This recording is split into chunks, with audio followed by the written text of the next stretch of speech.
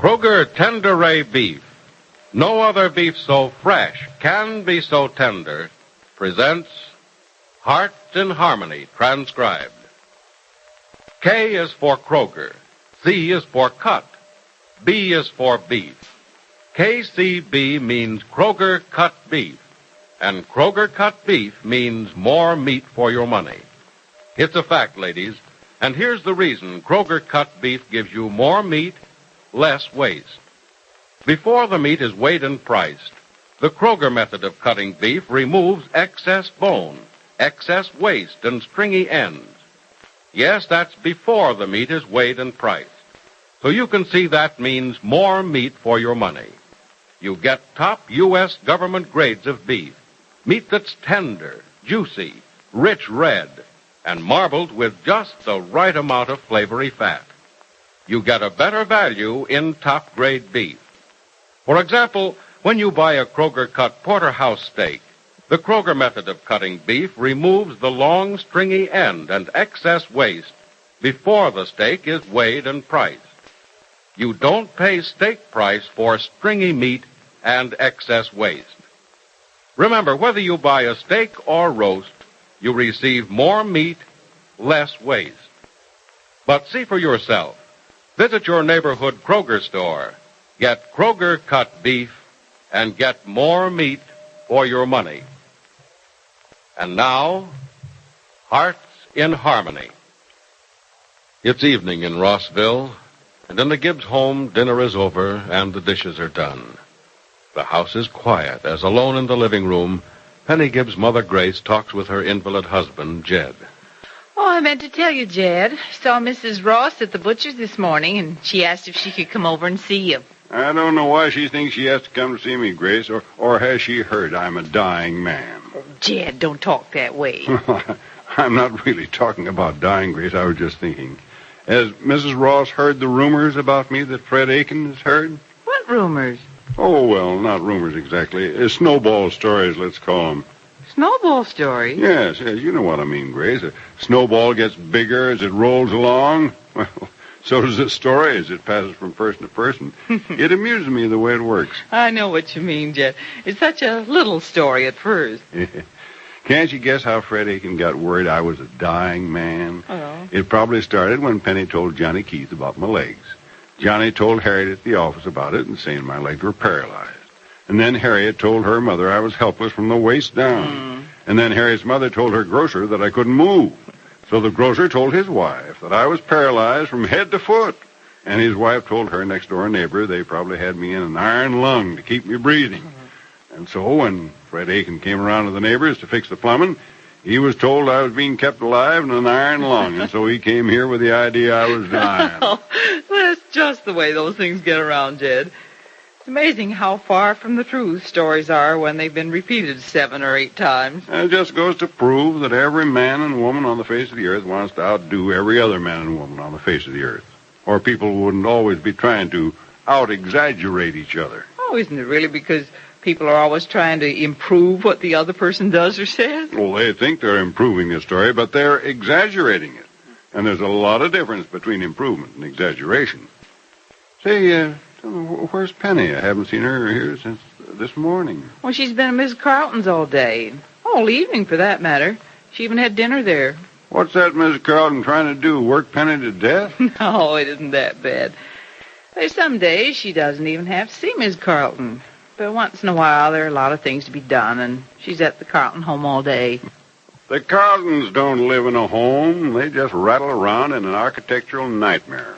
The Carlton mansion is about as warm and inviting as an ice house. Oh, it's really beautiful, though, Jed. All it needs is a river, and it'll look like a castle on the Rhine. Or a few guards carrying guns on top of the walls, and it'll look like a prison. Oh, no. It can look like a lot of things. In fact, anything but a house that looks like a home.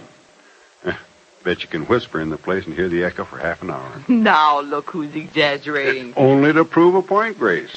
That people should live in places like this and leave castles to kings, museums to mummies, and railroad stations to railroad trains. Now, just what is the Carlton home? A castle, a museum, or a railroad station? It's a well-heaped-up pile of rocks with windows in it. And I suppose you wouldn't go inside it even if you were asked. I'd go in without being asked to fill the basement full of TNT.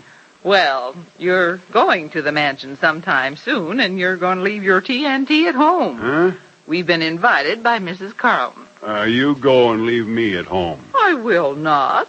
It's especially because of you that we've been invited. No, I can't go, Grace. Well, I don't know why not. You can look at me and see why not. I can't move from this side of the room to the other except in this go-kart of mine. Now, Jed, that doesn't make any difference. It makes a lot of difference. I'd be out of place in the Carlton house, even under normal circumstances.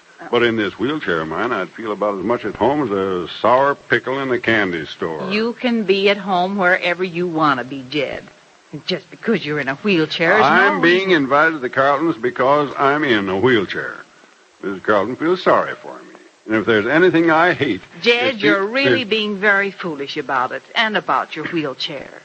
Of course people are sorry you're in a wheelchair, but it's not pity. No one needs to pity you. You're still the same person you always were. You haven't lost your sense of humor or your ability to think or anyone's love for you or any of the things that really count. I've lost the ability to do what every person in this world has a right to do, to stand on his own 2 feet and make his way in the world under his own power. Jed, you can do just as much as you always did if you'd It only... isn't right to talk about it, Grace. We say too many things that aren't true. It's not smart. Much smarter just to take things as they are and make the best of them, knowing and admitting to ourselves that even the best will not be too good. Jed, you have to stop thinking like that. You know it's not the way you feel. Do you know how I feel, Grace? I feel like an old man, a sick old man, a helpless invalid. But more than that, I feel as if I'm a nuisance, which I know I am. And I know that one of these days I'll feel that I'm in the way, which I will be. One of these days. Jed, you mustn't. You mustn't think such things. In the first place, they're not true. And in the second place, they're not good for you. You've got to stop. Oh, Penny! Hello, child. It's about time you got home. Yeah, isn't it? Oh, what a day this has been. Sort of overflowed into the evening, didn't it? Yeah, there was a lot to do, Jed. An hour ago, I was behind a stack of papers at least 2 feet high. I thought I'd never get home at that rate. In time? In time for what? Oh, well, don't you know? Oh, I guess I said something wrong, didn't I, Mother? Oh, no, you didn't, dear. I didn't tell you, Jed, because I knew you'd fuss.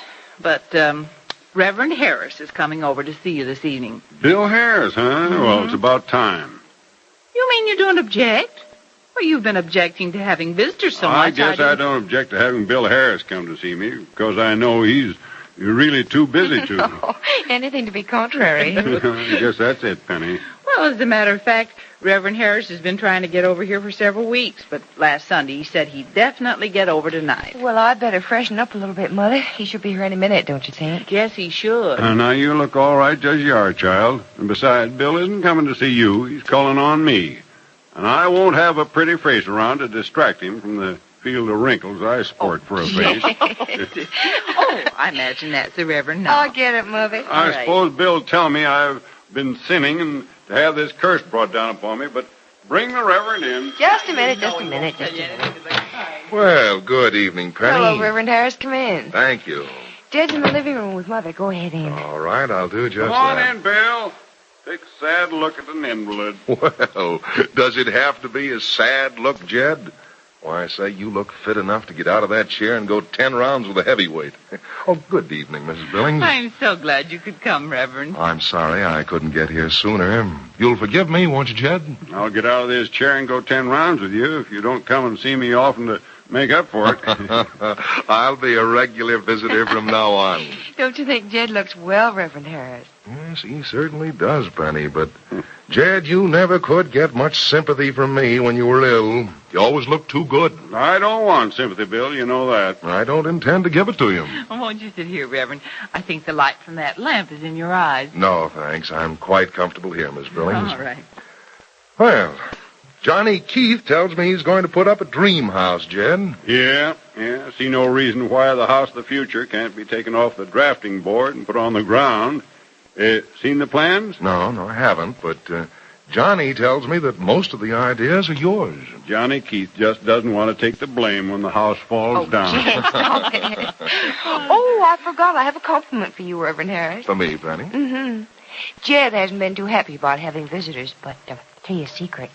He actually seemed anxious to see you. Anxious to get it over with is what she means. Oh, you don't really think that I'm going to preach to you now, do you, Jed? Well, there isn't a pulpit handy, but I think we can scrape together a few sturdy boxes and build you one. No, Jed, you know me better than that. And you know the Word of God doesn't have to be delivered from the heights of a pulpit. Of course I do, Bill. Yes, I'm sure you do. Yes, sir. God's Word and God's teaching and God's guidance can be talked of in the home. For the home is where God's people are, and where His people are, so is He. Tell me something, Bill. Yeah? Here I am, just 60 years old, but I'm in a wheelchair, an invalid. Did God do this to me? Yes, Jed. God put you in that wheelchair. Why, Reverend Harris? When it seems such a cruel thing for a man who loved to be active. I don't know why, Mrs. Billings. God brings His blessings in strange ways. Well, then, Jed's illness can be a blessing. Is that what you mean? Can be, Penny. Oh, it is. But the mind of man is not the mind of God. As mortals, we're limited. When something like this happens, we have to search for the reason for it. And believe me, Jed, there's a reason for what happened to you. That's not to be considered punishment, believe me. No, sir, I think rather that out of this illness of yours will come a new life for you, Jed. A new and better life for all those around you. Well, you know, Reverend Harris, Jed feels that his life is over now. Oh, isn't it, Bill? I'm alive, yes, but what's the good of being alive in a go-kart? Have you, lost your faith, Jed? Lost it?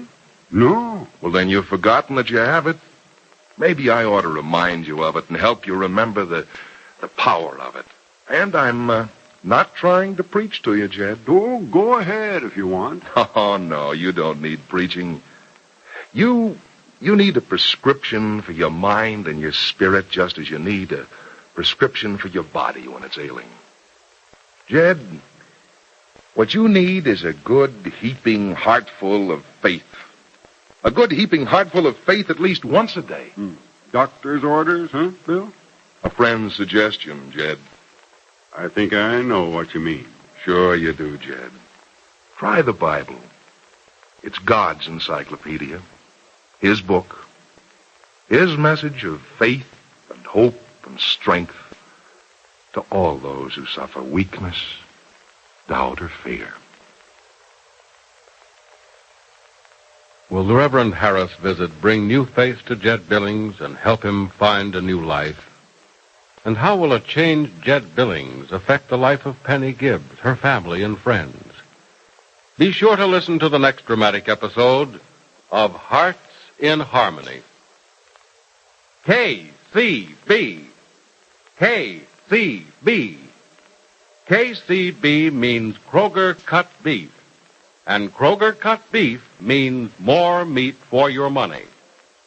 Yes, Kroger cut beef gives you more meat, less waste.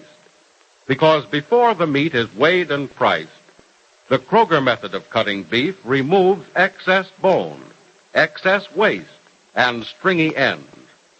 In buying Kroger cut rib roast, for example, you don't pay rib roast price for excess bone and waste. The chine bone is trimmed, the waist and short rib end removed, giving you top U.S. government grades of beef that's tender, juicy, rich red, and marbled with just the right amount of flavory fat.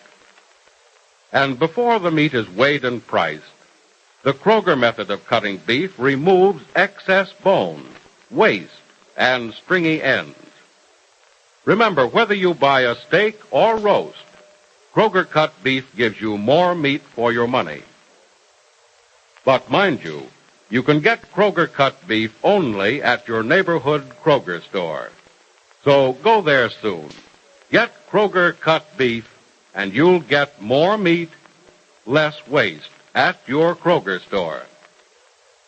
Listen in again tomorrow, same time, same station, for another thrilling transcribed chapter of Hearts in Harmony. It's Kroger for better values in famous foods. Yes, the wonderful foods you see advertised in Life magazine are featured in your neighborhood Kroger store. Shop at Kroger for better values.